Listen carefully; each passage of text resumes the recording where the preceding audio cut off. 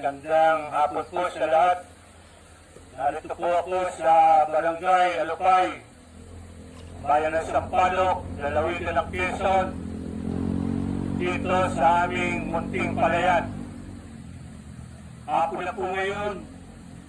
Salamat at matatapos na po ang aming pagdadapog. Bukas, magtatanim po kami ng palay.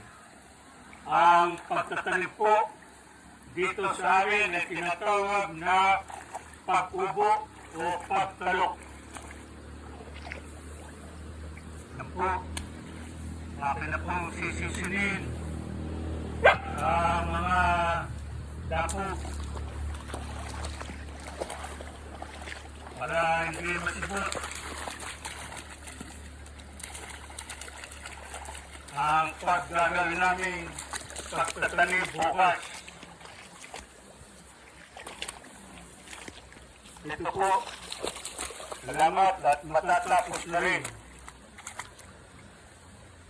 Akin na pong pupunuin pa. Yan po, pagdadapos po ang tawag sa aking ginagawa.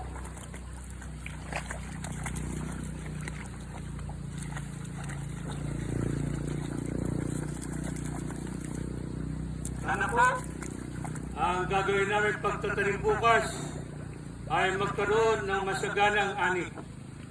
Salamat po sa hapon ito.